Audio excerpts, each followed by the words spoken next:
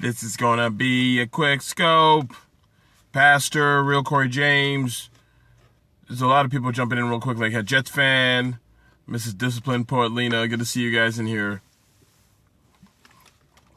Hey, what up? What up? How's it going, man? How's it going, Jets fan? Hey, Totally Laura. Good to see you in here as well. E. Nicole, good morning, rising. Hey, Allison McCain. Good to see you as well, Mrs. Discipline. Truno Laz. The Smart Chick, Cynthia Bazin, the Amazing Bazin, Planner Perfect, good to see you as well. Thanks for being in here as well. Great rise in E. Nicole. Every time I see you, I think that. When am I buying you lunch? Hey, how's it going, man? I forgot you're in the area. Let's try in a week or so. I'm in Tyson, so if you're in Tyson, let's definitely connect. DMT Boston, hey, Rainbows and Sunshines. Hey, Danielle, how are you? Looking forward to meeting you at the Genius Mastermind. Hey, Pastor. Is that the Mastermind? Is that tomorrow? Tomorrow's Thursday. I think I'm around Thursday. Let's try and connect. I gotta double check and see if I'm gonna be actually here. So just do me a huge favor and let's connect offline on Twitter or like DM. I think you have my email address. I can't remember. February 13th. Is that with Will Moreland, Pastor Jay?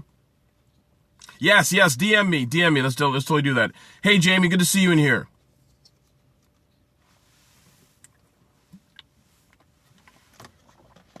Awesome. I'd love to do that. I'd love to connect with you.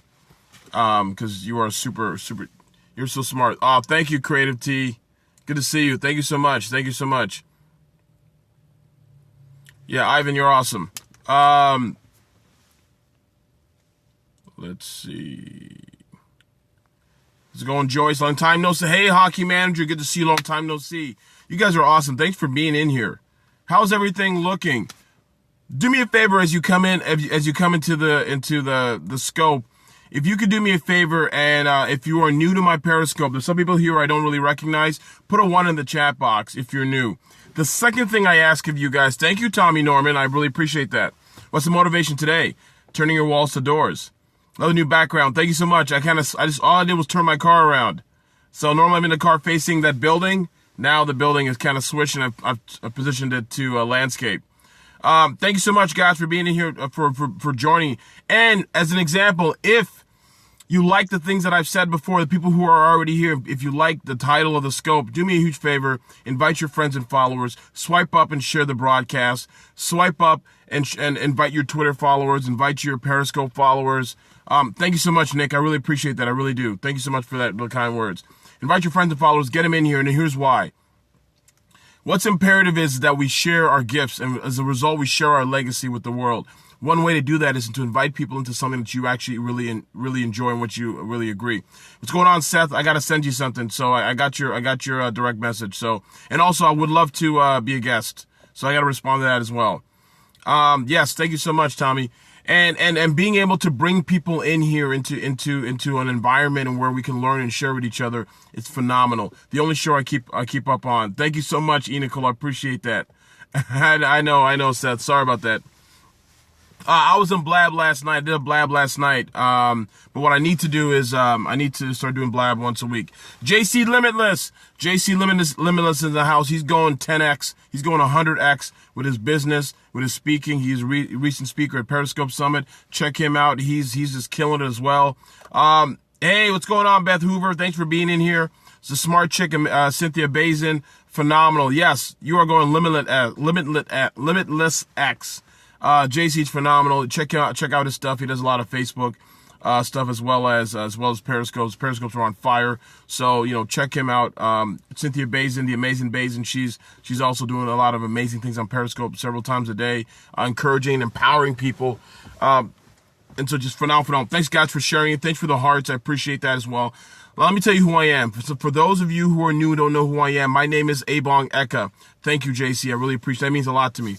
My name is ebongeka. I'm a certified public accountant in the Washington, D.C. area. I'm also the author of the best-selling business book, Start Me Up, The No Business Plan, Business Plan. If you have an idea for a business and you're stuck in your business, one of the major ways to get going is to remove the complexity. Complexity is the enemy of execution. And the reason that is because your brain gets stifled by so many things and it gets overwhelmed. And so the book is supposed to streamline the process by focusing on the 4 major areas. In addition to that, I'm also the founder of Economics, where we focus on your mission, your mindset, and your money, and the importance of those 3 areas of your life being congruent in anything that you do. If your mission is right and your mindset's right, then your money is right.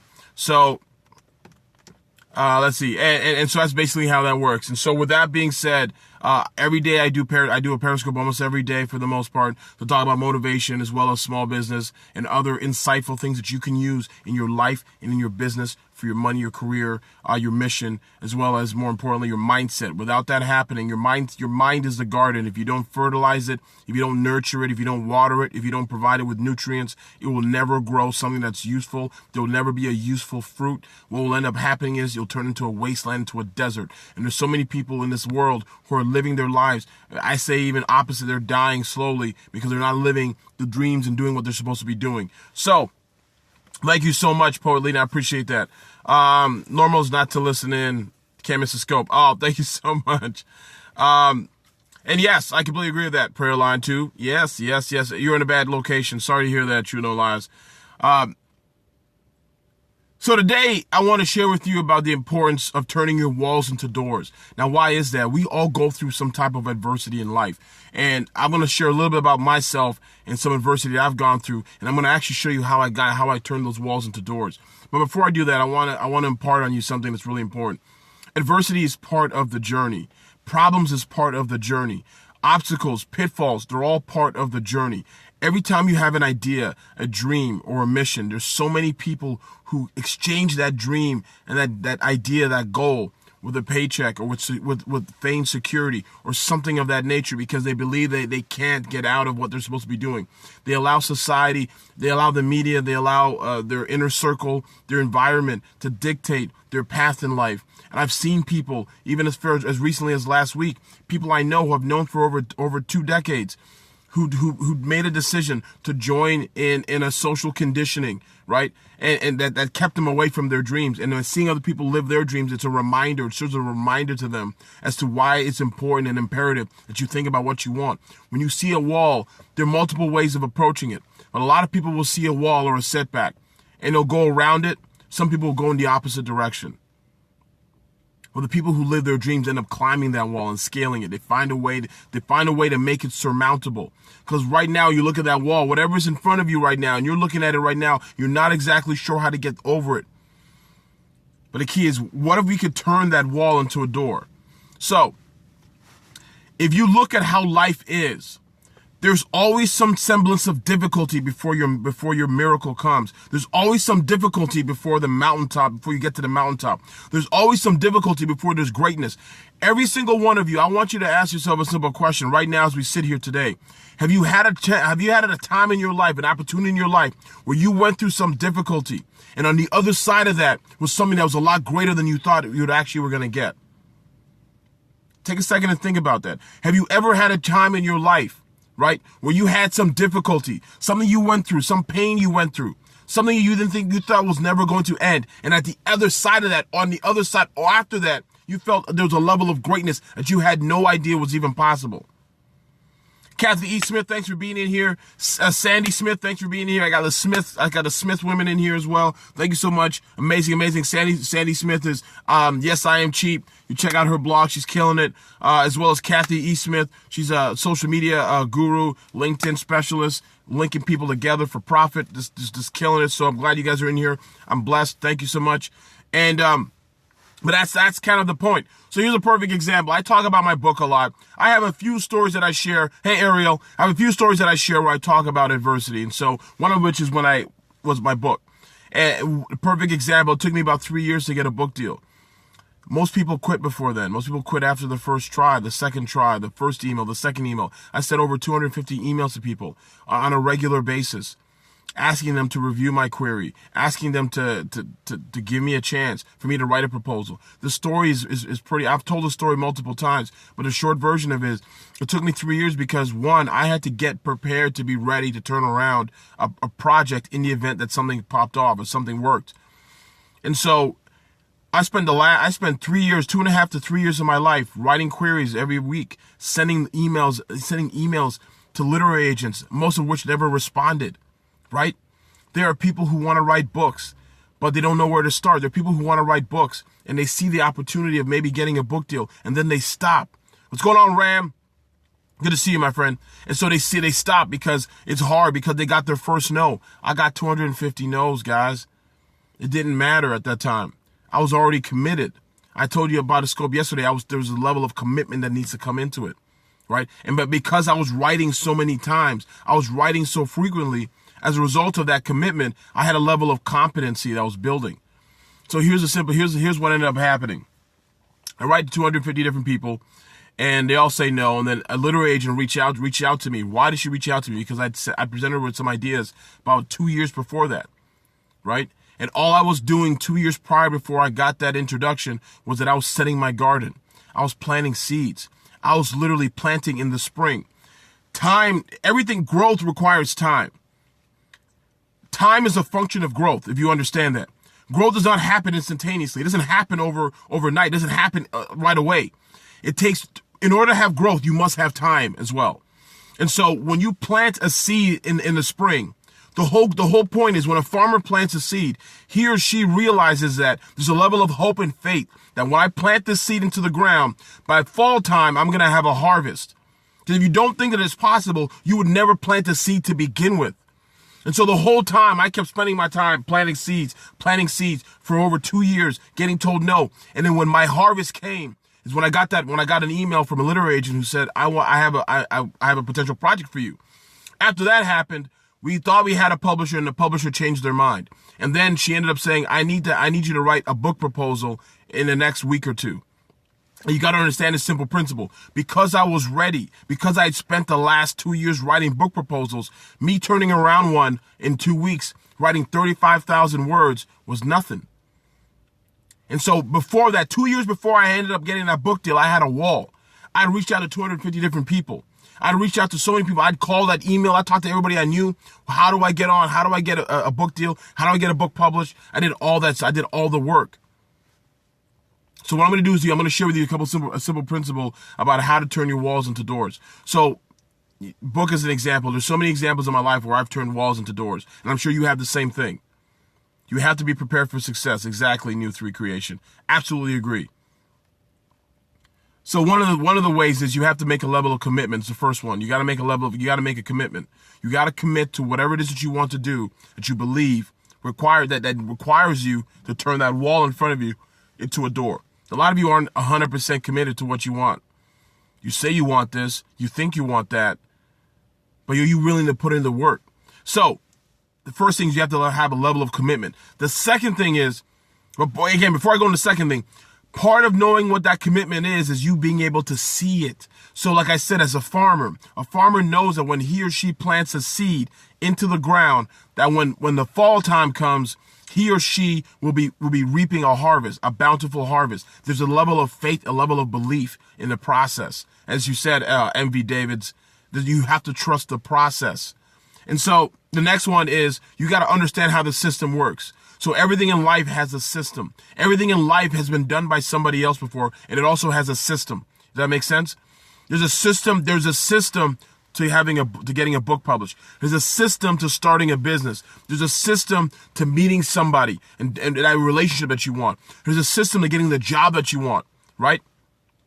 Put in the work now to get where you want later. Exactly. Thank you, Philip, for sharing and for inviting your friends and followers. Thank you guys for doing the same thing. But you got to understand this. If you understand what the process is, this is what happens. As MV David said earlier, when you understand how the system works, you start trusting the system. You trust the process. The trust comes from competency.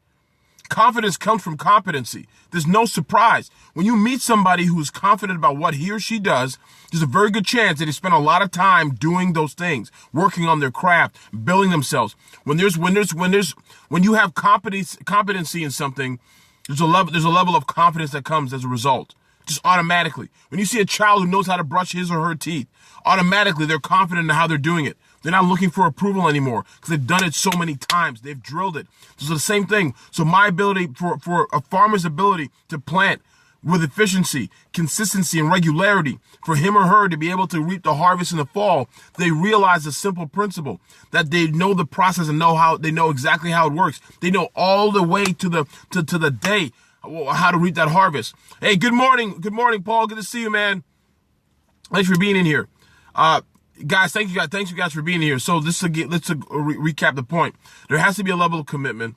The second thing is, once you see the commitment, you see it. The second thing is you got to trust the process and understand how the system works. The last is you have to take massive amounts of action. Massive amounts of action. So you saw I gave you examples, right? I did this. So I reached out to 250 people. When I went to college, I sent letters to 300 different colleges. When I played basketball professionally, I sent emails. I can't remember how many emails I sent, how many phone calls I made. All I know is my phone bill was about $1,000 a month calling long distance to Europe using 10-10-3-2-1. You got to get the simple principle, guys. I will not lose. Even if I fail, I do not lose. And so the massive amounts of action is required. The average person will do one or two things. How many people do you know who are looking for jobs who will send an email or a message or something like once or twice and say there's nothing out there? There has to be a sense of being relentless. You have to be relentless in what you want. Yes, I may lose, but I'll learn, right? And so there has to be a sense of relentlessness. I was just so relentless. I typed Hova. Hey, what's going on? Nisi1, good to see you. And so you have to have that relentlessness. And I'll add one more point to this. You got to find people who you can use as mentors, people you can have, and it is not about you taking from them. It's you providing value to them. And in part, they will exchange value with you. Everything in life is a transaction. If you want to break it down to simple principles, any type of relationship, if you love somebody, they don't love you back, it's not a transaction. The reason why you have a great relationship because there's mutual love and respect that's being exchanged, right? There's always an exchange. A transaction is an exchange of things that we see as valuable. When you buy something, there's a exchange of money for whatever you're buying. There's always an exchange of value. And so when you want to work with a mentor, you find a mentor, right? But your issue is time. Just a fruit, your issue is time. You got to prioritize. You have to prioritize. You got to find yourself. You got to figure out what is more important to you and organize your life according to priority. That's the only way you can do it right now. Because again, as we get to a certain age, time becomes something that you realize that it's fleeting. It goes away quickly. Find out how you can help. Exactly. Find out how you can help them. Thank you so much, MV Davis.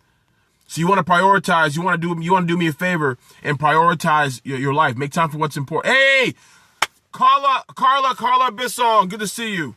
I didn't know you were in here. Do me a favor, check out Carla Bissong. If any of you are in the Houston area, Houston, Texas, check out Carla. She runs a gallery. She's a financial professional, but she's also a huge entrepreneur. She runs a gallery, Bissong Art Gallery in Houston, Texas. They have events.